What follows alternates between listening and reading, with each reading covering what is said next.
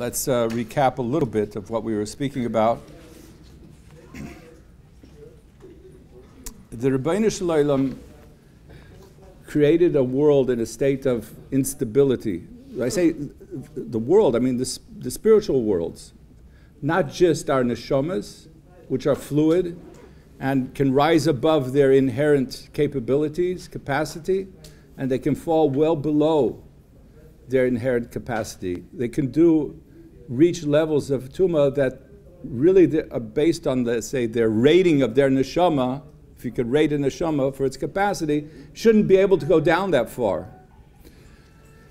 And the reason Hashem created the world that way is that we could have free will, because everything is predictable, and you can write down the records of everything that happened, and you can know every situation what will be, what's the good outturn, what's that outturn, and what will be the bad one. I mean, there's no free will. It's like nobody will stick their finger in a fire knowing that you're going to get burned. It's only when you don't know if you're going to get burned that you'll maybe likely to stick your finger in there. And that's the same true of chet. If we know we're going to get burned by chet, we don't do it. Unless you do the same chet many, many times. And if you do the same chet many, many times, you get what we would call today a machlas hanefesh. Your nefesh becomes very, very sick. And it becomes attracted to the tumah. And then you can lose your bechira, you can lose your free will. It's rare, but it's not everything or nothing. You can have your free will severely impaired for repeating the same chet over and over. But that's not the point of our discussion. The point of our discussion is that people are unpredictable because they are unpredictable. And there are times of tremendous aliyah and growth, and there are times of tremendous yerida. When Hashem created the world, intentionally did not create it perfect. Now, this is a major topic that no less than the Rizal deals with also. Is why didn't Hashem create the world perfect? It's befitting a perfect creator to create a perfect world.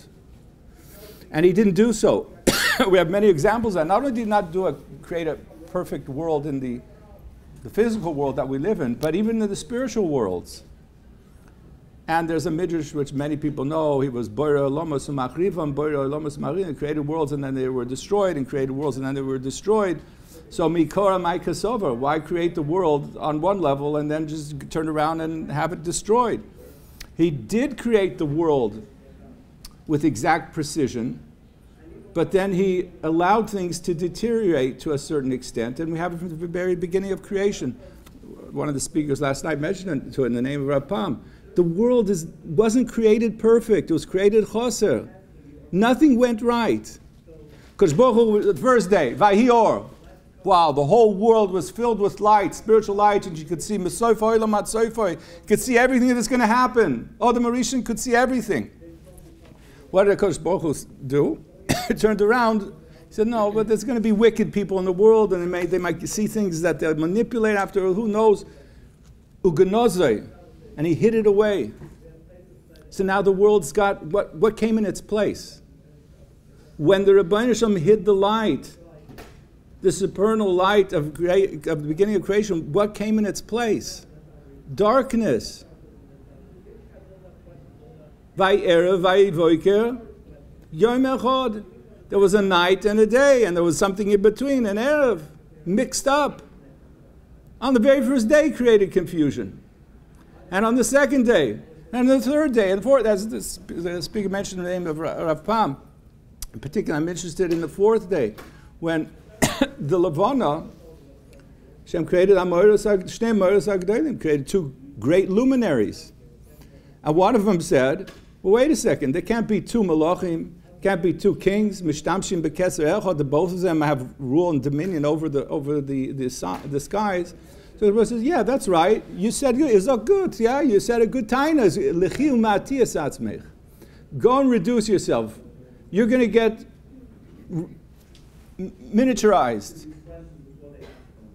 And Levana is of extreme interest to us at Am Yisrael because we keep the year, the holidays. The Zmanim of Kedusha don't go according to the sun. That's the Mor HaGodol. Why don't the holidays go according to the sun? We spoke about the peanut butter and the crackers. What's the ikar? The peanut butter, the cracker. What's the ikar? The shemesh or the yareach? The shemesh. Shemesh is the ikar. In size and in power and force. No, we don't go by that. We go by the levana. You know why we go by the levana? Because it's ma'atiyas atzmech. It's hoylech v'godel and it's hoylech u'mismayet. It grows, it waxes, and it wanes. The levana, the yareach, the moon is the siman of the neshama. That's what the neshama is. Waxes and wanes. And of course, Baruch Hu created it purposefully. It was intentionally. And then the world goes on to get corrupted. Till Adam sins. He doesn't even finish a day. Not even one day. Let him get onto Shabbos. No, he couldn't even get into Shabbos without sin. Why? Because the Rabbi Shalom wanted, in a way, it's dangerous what I'm saying, I hope you'll understand it. It was Hashem's rotzen that he should sin. It was an alila. Chazal say it was a setup. It was a perfect setup. He comes home after whatever he's doing, and Chava says, "Yeah, would you like to eat now?" He says, "Yeah, what's for dinner?" She says, "Frag nicht." Just eat, it's good. He was hungry. You know what a man is like when he's hungry? As Rabbi Russell said over there, he's offline. A man hungry is offline. He's like a woman when her hormones are wacky. That's the man with his stomach empty. She caught him off guard. She spoke Yiddish also, yeah, for sure. And Chazal say it was an alila. Because it was a setup. Because Rabbi Hashem loves us so much, he wants to give us the greatest gift of all, free will. He didn't cause Adam Rishon to sin. Adam Rishon still had Bechira. He still had free choice. But it was tough. It was a huge nisoyan. And he fell beneath what his natural capacity was. Because that's the nature of a neshama. It can fall lower than its capacity, than its potential, and it can rise above its potential. So when HaKadosh Baruch Hu created the world, it says, in the beginning, he wanted to create the world b'midas hadin. What's din? Everything's predictable. Everything goes according to the rules. Everything's exactly how it should be. V'rosh she'eino miskayim. And he saw, well, that's not what the world is going to thrive on. If everything is predictable, measurable, then what's the point of man? Well, I have malachim, they can do the same thing. So why don't we bring midas harachamim? Rachamim expounds the boundaries. How far? I don't know. Quite a bit. Unpredictable how far it will grow. You're not limited anymore to the strict midas hadin. So when we're not limited to midas hadin, what do we create? A situation in which free will can flourish. HaKadosh Baruch Hu wanted us to have free will because he wanted to give us the ultimate gift of being a shutaf. Soon we're going to say Vaychulu. HaKadosh Baruch Hu wants us to be a shutaf, a partner in Ma'aseh Bereishis. Because if we feel that everything's prepared for us, Kashulchan Aruch, and have no free will, you don't need a physical world. We're going to talk more about the physical world soon. We don't need a physical world. We should all remain malachim. The whole purpose of the physical world is to create a situation where there's concealment, uncertainty, fluidity, a flux all the time, spiritual and physical. Nothing stays the same. It's either summer, winter, that's hot, cold, wet, dry. There's always change. Everything is in a flux. Nothing is really solid. So we can say, a person can go out and he can, before the year of the Shemitah, he can say, well, I'm really worried that it's not going to rain because there's no pattern to the rains. What are we going to eat on the 8th year, on the 7th year, on the 8th year, 7th year, 8th year? What are we going to eat? Now, if the rains every Erev Shemitah would come perfectly on the 6th year, let's say Erev Shemitah, and the crops would grow twice their normal amount, would that question arise? No, so the Rebbe made the world unpredictable. We don't know what's going to rain. It could be a famine. We don't know. So that people would have bechira chovshis to make the Shnas HaSheva, to make the Shvis. Because Baruch says, when you make the Shvis, you're showing that the Rabbeinu Shalom is the Makor HaBrocha. It's not the land, it's not the fertilizer, it's not the seed, it's not the toil, it's not the tractor, it's not the market. It's nor the Rabbeinu Shalom. We will have what to eat. How are you going to know? I don't know. I don't know him because I don't know. My decision is meaningful, it's purposeful. We make HaKadosh Baruch Hu, we mefarsim him. We are the ones who show there's a Rabbeinu Shalom. He's the Baal Habayis in the world. We become a shutef. So we're going to say, Vaychul HaShamayim v'oretz. When you stand up on Erev Shabbos and you decree Hashem created the 7 days and it was all finished on Shabbos, and we rest on Shabbos because that we give Eidus, we give testament that Rabbeinu Shalom is the Makor HaBrocha. So he created this imperfect world to give us free will in order that we could have meaningfulness in our life.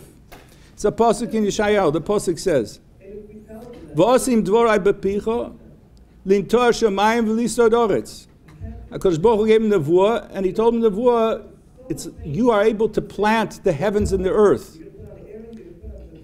Ki o'odam al-yedei ma'asov mamshich. So explains Rabbi Chaim Vital, the Talmud Arizal. Ki o'odam al-yedei ma'asov mamshich chaim l'shamayim v'oretz. When we do Ratzon Hashem, this is very important what I'm going to say now. We bring life. What's life?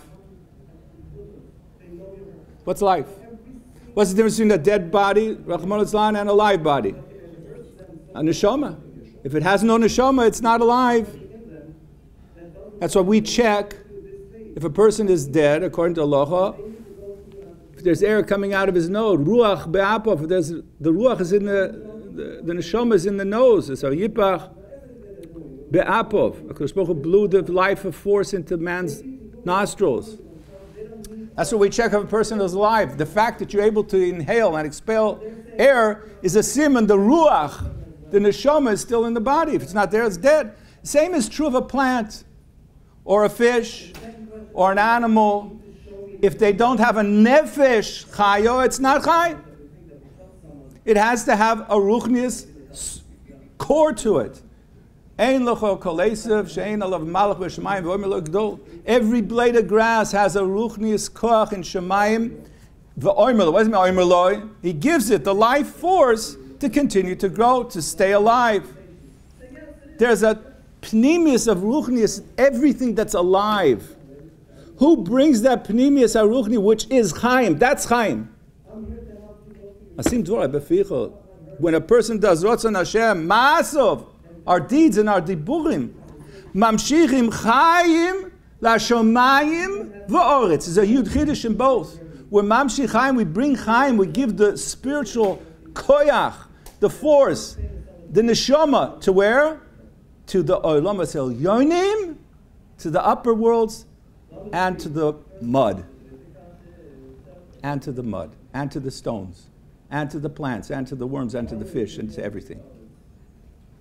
The Baruch after he created the world and gave us free will, now we have the ability through our actions, our decisions and actions, to bring life. The life force of Ruchnius that brings life depends on our deeds. Bashomayim uva oretz. The chiddush of the Torah is not that you can do something in the Olam Yonim, that you can be mashpia, Ruchnius and Shemayim. The chiddush of the Torah is that you can be mashpia, the change in the physical world. That if we do Ratzon Hashem, we bring rain. Does that make sense? It doesn't make sense. Only through Amunah we understand that. Arei, says Zarizah, Hu ki'ilu noton v'yosdon. When we do Ratzon Hashem Yisborch b'maisim ubedibur ubemachshava, it's as if we created the world and the heavens and the earth. Kimi imiyato. Hashem says, you are with me, you are my shutef. Hashem wants us to be a shutef in my Bereshis, in everything that happens. So the original question was, why didn't Hashem create the world perfect? In order to create free will. So fine. So why didn't he create the world from the beginning imperfect, right from get-go? He didn't. First it was good. The whole world was filled with light. And then he took it away. There was 2 great luminaries. And then he said, you go, reduce yourself. There were 2 great people. Get out of Gan Eden. So created imperfect from the beginning. If that's what Hashem wants, created imperfect in the beginning, we'll have free will. The answer is twofold. Number one, then we would not have the ability to rise above our potential. Our potential is based on how Hashem created the world. The ruchnius roots of what we are capable of doing all comes from Sheishis and Mebreshis. HaKadosh Baruch Hu created the world perfect. Shalem. We could be perfect in Shalem? No. We can't. But we can grow beyond what we think we're capable of. Why? Because the root of it all was perfect. Hashem took it away to give us a gift so we'd have free will. So there'd be confusion. Be aliyas, be yeridus. We have a purpose. We have a reason to be here. That imperfection, which was rooted in perfection, gives us stability that when we do make a good decision, we can bring ourselves and the surroundings to a higher level. I probably lost some of you. Should I repeat it? Let me try and repeat it. HaKadosh Baruch Hu created the spiritual roots of all existence. They're perfect. But then there'd be no point in creation. But from those roots of creation that were perfect, that were whole, we draw strength. Because even though in the end Hashem limited them, concealed part of them, reduced part of them, but in the root is still there. The root still gives koach. The root is underneath, but in Shemayim it's above. The root still gives koach to the branches, and to the leaves, and to the flowers, and to the fruits. They die also. But they come back to life. Why? Because there's no reason for people to die other than the curse. Because the ruchnius force that's within us is perfect, it's whole, it's nitzchi, it's eternal. That's why there's a Tchias HaMeisim.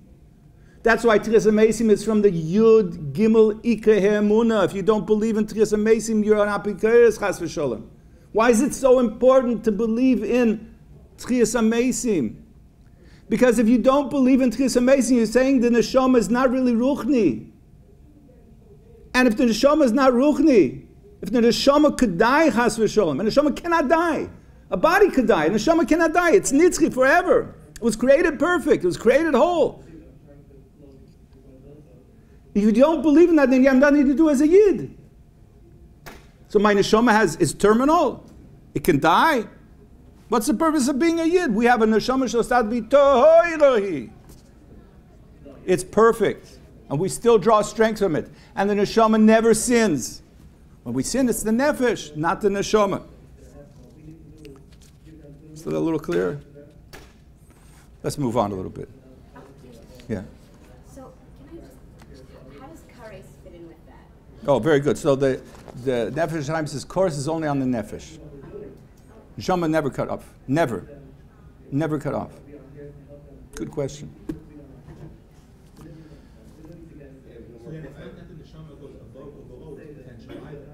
When there's a chet, when a person does a chet, the neshama rises up and leaves us to do our foolishness, but doesn't get tainted. We get it back. We do tshuva, we get it back.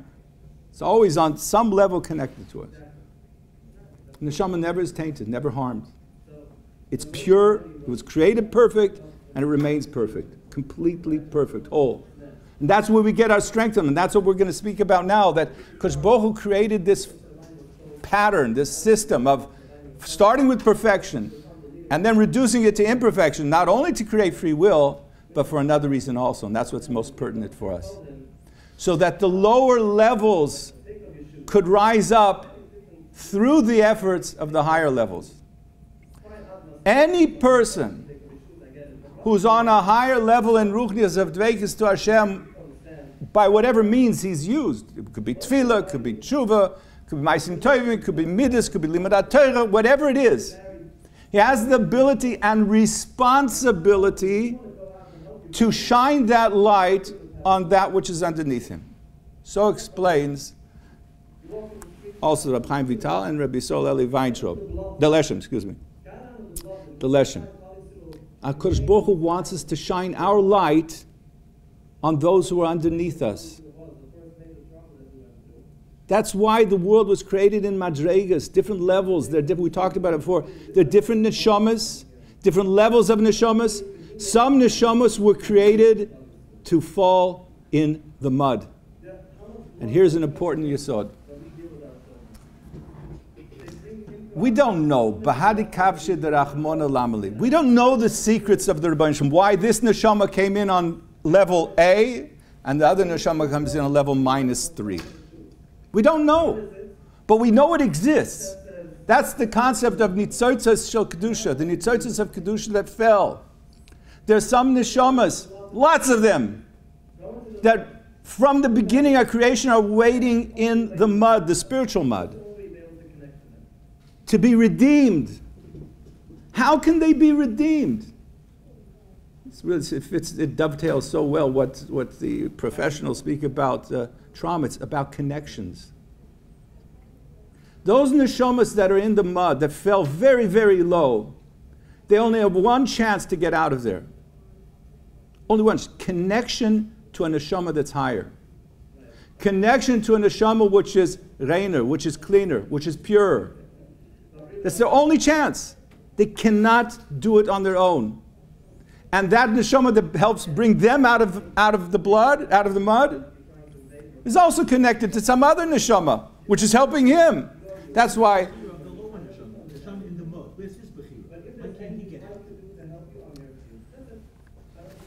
Because the Rabbi Shalom, we'll get to it in a moment. The Rabbi Shalom wants there to be what's called Yahu Dashem. There is no Ra.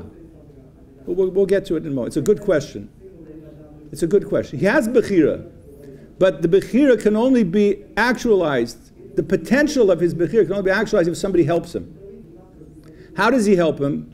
By connecting with him.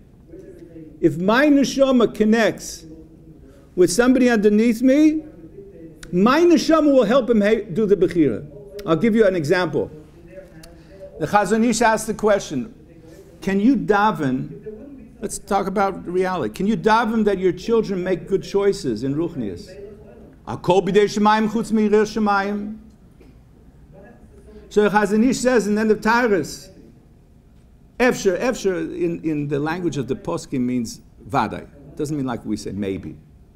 Efsher, whenever it says Efsher in the poskim means that's the halacha. He says, since you could daven that to change his bechira, your son, your daughter, you could daven to change their bechira, and it will help. Kol b'dei shemayim chutz me'ireh shemayim, because it came through bechira. You're being boicher. HaKadosh Baruch Hu doesn't do it, you do it. So if the bechira comes through a maisa of bechira, who let it be who it'll be, it will help that person. How does that work? It's connection. It's when my neshama connects to another neshama through tefillah, through maisim, through machshava, through dibur, whatever way it is. His neshama and mine are now connected. He's plugged in. He's connected. He's with me. And that's what the Rizal was telling his Chabura and telling us, all of us, is if you're part of a community, you need to connect with each other in tefillah. You need to be connected, because we don't know whose tefillah and how these tefillahs are going to work out, but if they're connected, it'll work out. Could they be connected through birth? Yes. They could, but not always. You could have, in Ruchnius, your brother might live in Brazil. Your neshama, your neshama brother, might not be your biological brother. So says the Moreh Naim. Through mitzvahs and tefillah. When, like the Rizal says, before you start davening, and to be koilel, to include my tefillah with tefillah of all of Am Yisrael. It's a metzias, it's a reality. We plug in. We all become one. It's ruchnis, it works. It doesn't matter where he is, who he is. It doesn't matter if he knows about it. It doesn't matter. That's how we connect. Our machshava is the most powerful thing we have. Our machshava. If you mechaven mitzvahs tzichas kavona, if you mechaven that my mitzvah now should help my son, my tefillah now should help my daughter, my tzedakah now should help them out. It's a connection. They get connected. there are no results that we want, that we desire, that are guaranteed. But it'll help him. It was good for Avshalom to die. It would have been much worse for him to live and kill his father. And at David HaMelech, when it said, Mizmor leDavid b'Bochem ne Avshalom, and he was Meshaber to Rabbi Shalom, he saved Avshalom. He saved him. And then he was mispala for him after he died, and he said, Avshalom b'ni, b'ni Avshalom, Avshalom b'ni, 7 times. He took him out, all the Medura Gehinnom. How did he do that? Because the tefillah connected them.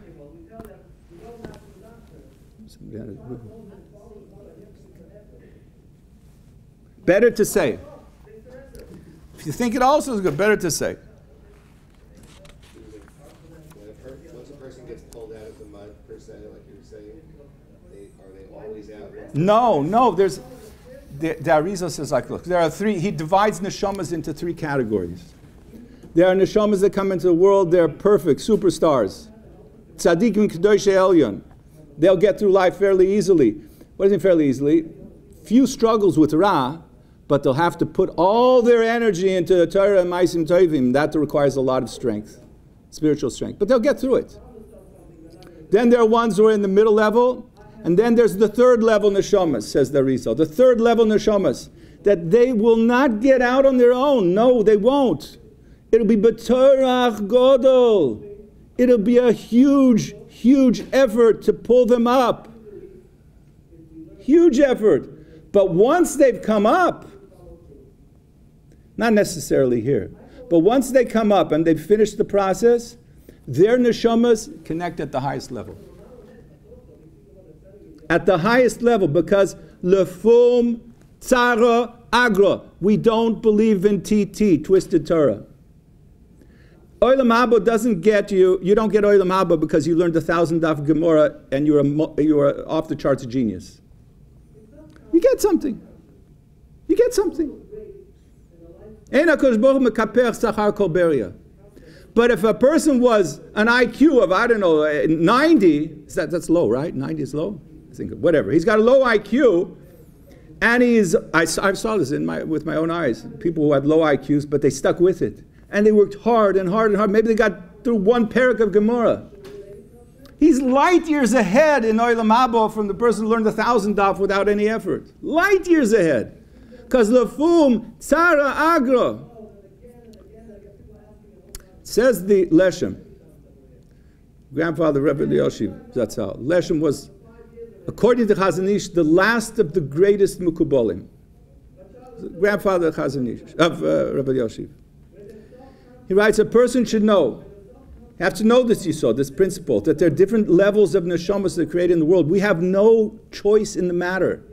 No choice, 0 choice. It doesn't matter what good decisions or bad decisions you can make. It's not going to change the reality of what neshama your kid has.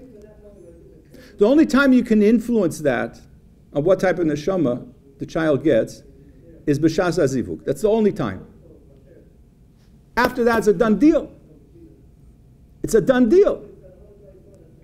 Okay, so the Rabbi for whatever reason decided that this chabura here in Stamford, Connecticut gets very special neshamas. Neshamas that have reached down very far into the earth and underneath the earth. Those are the neshamas that Rabbi Shem gave us. He deposited them with us.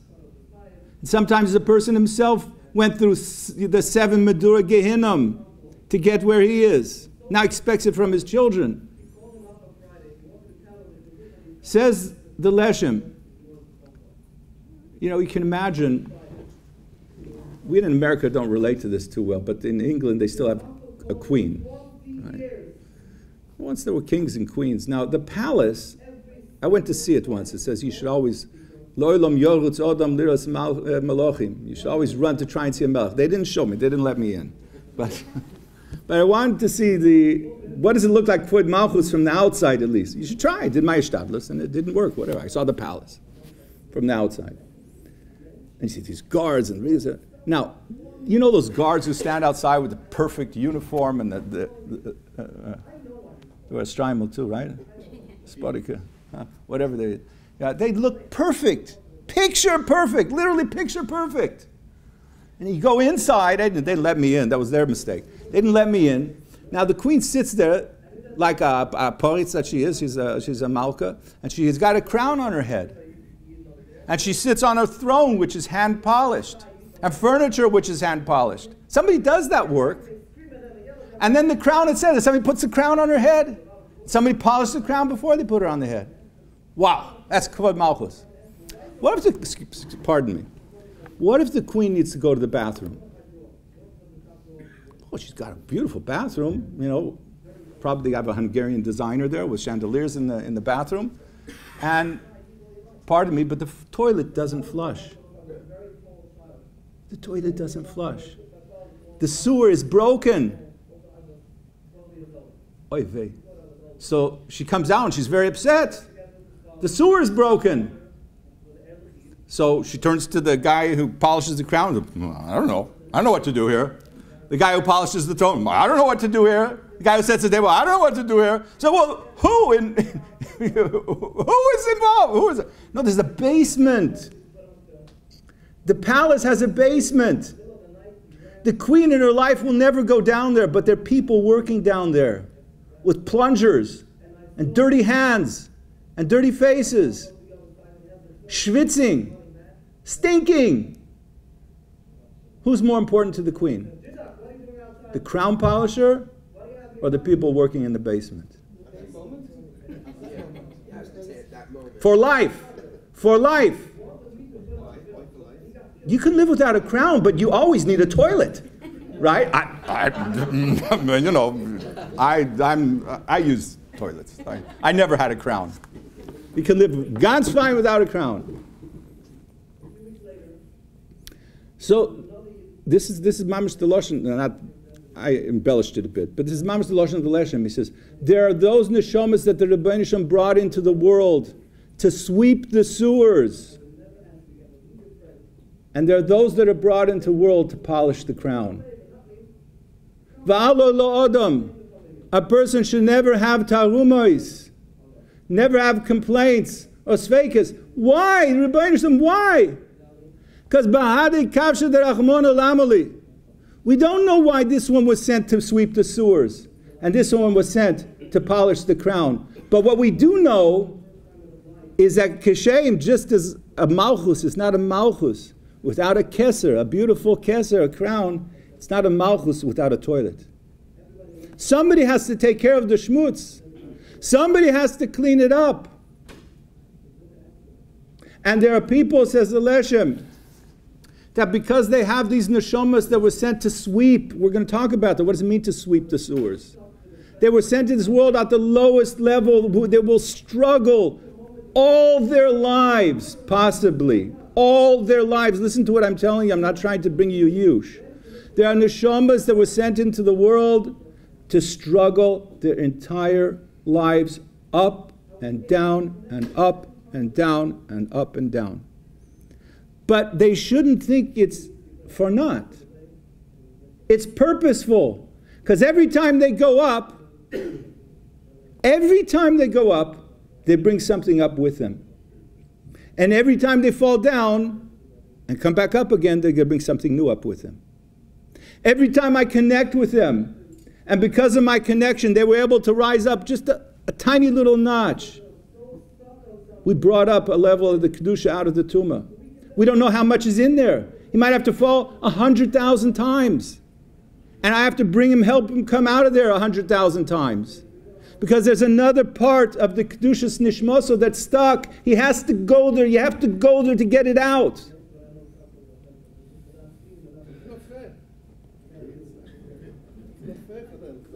Not fair for them. That's right. Bahadi Kapsho. Al korchucho atan noitzar. Al korchucho atan noilod. My briber, brother Zayin Gesund, you know, people when you go to work, always complain about their birthdays. So my brother, most of them were goyim he was working with, but some were Yidden also. He said, bother them, but you're upset about you're getting older, right? You're getting wrinkles, you're getting this, getting that, fetching about their birthdays. My brother got upset at him once, and he says, well, would you rather the alternative?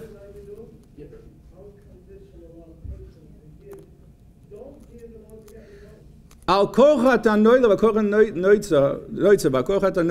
noitza is all what? Same thing. Same thing. What? They think they came on their own. They think they came on their own. They came because there's a Baba, a Zaydeh, or some tzaddik who's davening for them. No chance they're coming on their own. No chance. Always comes from a neshama which is above them. Always. Without exception. Without exception. And when that happens, their parents could fight them ad chom. It won't help because the neshama went up. They have no more control over that neshama. It could take, one second. The Arizal says it can even take, there are some neshamas that are so complicated, so buried and intertwined and intertangled in the mud that it cannot be finished in one gilgul. Sometimes it takes several gilgulim. And probably, since we're in the Ikvus of the Mashiach, what we see in front of us in these kips, these children in pain, is the last Nitsatsa HaKedusha of Nishmasoi that was 50% fixed in the previous Gilgul and another 40% of it. What's left is the last 10%. It's the hardest to get out because it's the lowest part. The lowest parts in the Neshama still have to come out of the Blute. So Rabbi says, who's going to go into the sewer and pull them out? Who's volunteering to go down into the sewer? Those sewer workers didn't come today. There's COVID. Who's volunteering to go out, going down? You know what he does? He says, I know nobody's going to want to do this. Only parents. The only people in the world that will do this are parents. The only people in the world. And by doing so, they're accomplishing a job that nope. Does that mean, what does that mean? It's kind of five-ish minutes? Yeah. Okay. 5 minutes. Thank you very much, and I hope not to see you in the near future. I like as a yid, I like it.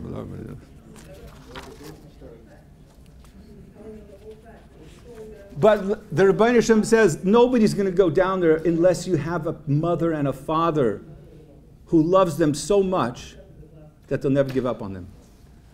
And only the love of a mother, a father, and a father is strong enough to connect their neshama. They can't be connected in any other way, only through Ava. The Or Chaim HaKodesh says in the beginning of Breishis that the thing that holds the world together, why doesn't everything just fly out into, I don't know, to infinite space and disappear? Because the Avas Hashem brings everything together. It's the gravity, the ruchnius gravity. How can we walk on the floor? How come we're not concerned that we don't fly up in the air and knock our heads on the ceiling and break a nose or something? Because something's attaching us to the ground. The Chachmei Umas Oilam, which only know the Chitzonis, they don't know the Pnimis of the world. I don't blame them, they didn't get Torah. They call it gravity. If you start nudging them like only a yeshiva guy knows how to do. But why? But what? But why? What? What's the shear? How does it work? They don't know. So Or Chaim HaKodesh says the answer. It's love. It's love. So says Or Chaim. Gravity is love.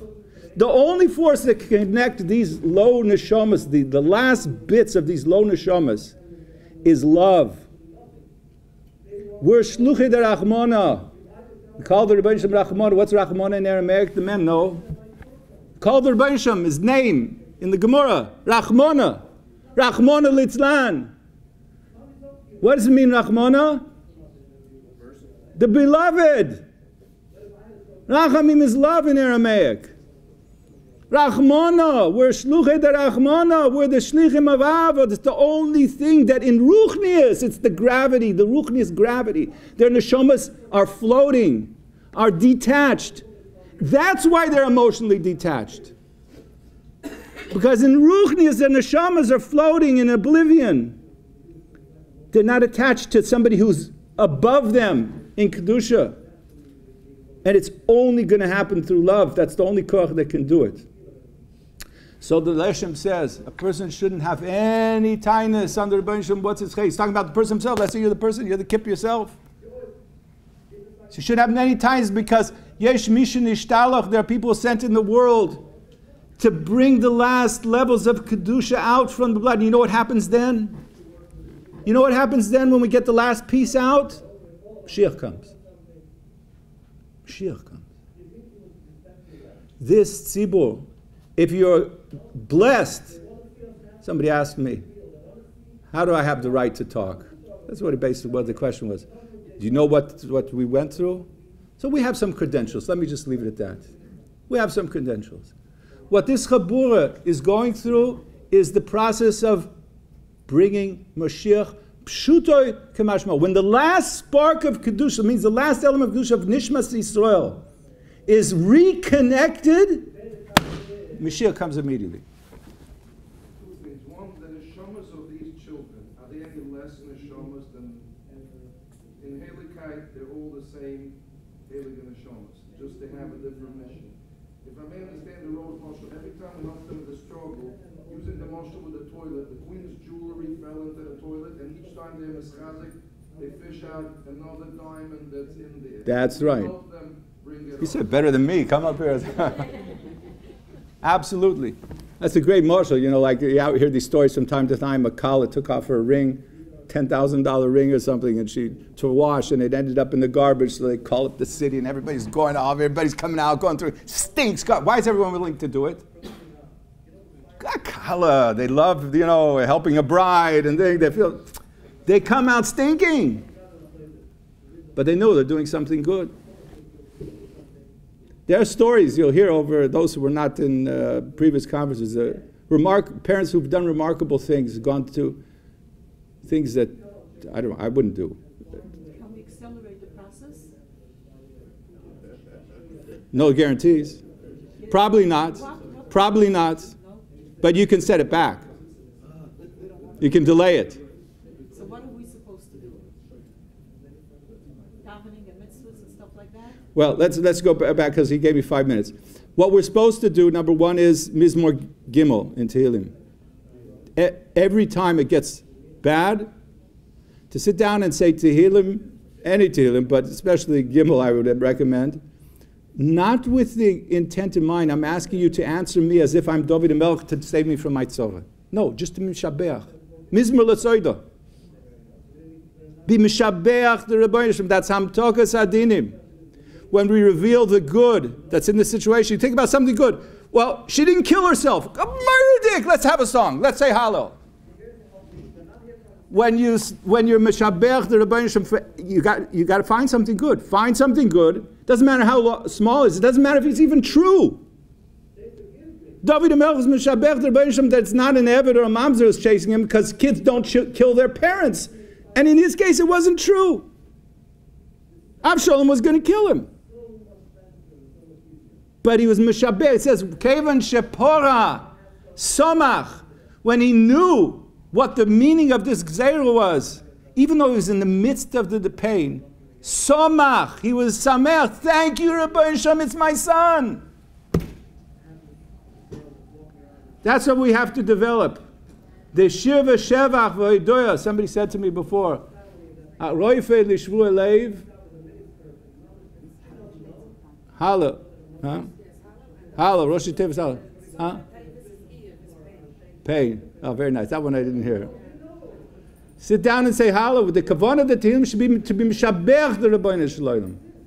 Mishabeach for the Tov. If you can't find anything good in the situation, Mishabeach him for something else. I'm happy my feet don't hurt today. These kids don't have bechira. I didn't say that. They have a very, very high threshold of bechira. They need help. And the only thing that can open the door for bechira for them is our love and our tefillas, out of love. And we can help by being mamtik the dinim. Why are they so difficult? What? Why are they so difficult? Because their purpose in the world was to reach the lowest levels of creation in order that we can connect the highest. This is a theological question. The Rebbeinu Shem gave us a mitzvah of Yahu Dashem. What's a Yahu Dashem? So it's a big kasha. There was a big kasha between the philosophers and Chachmei Yisrael. The Kuzari speaks about it.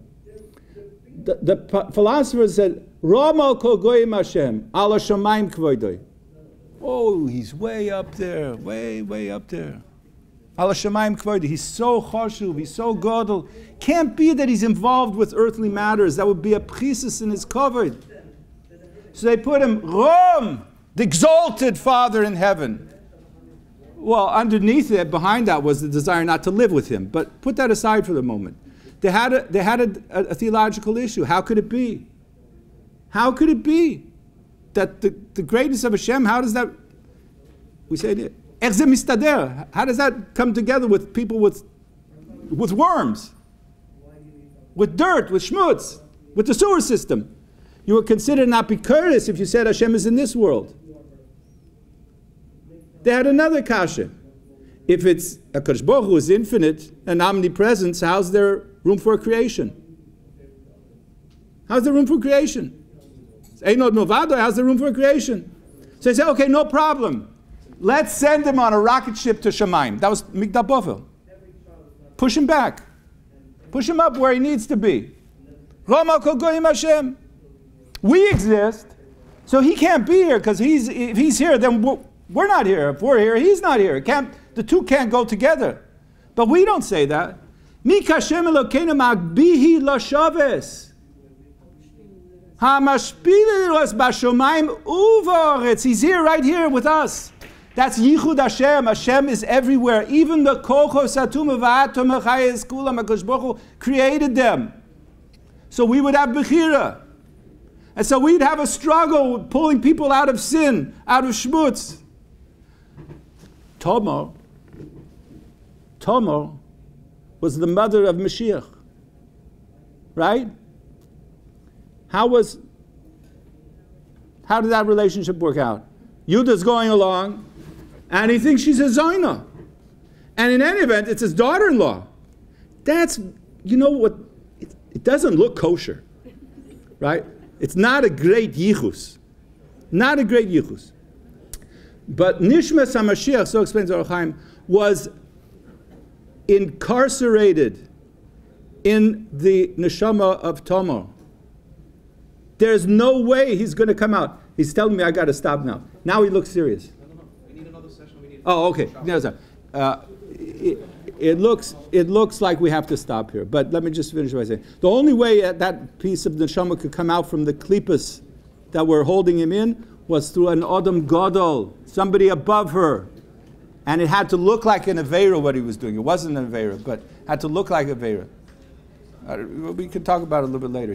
This time he was serious. He came right up to here. You see? So we're like the chosen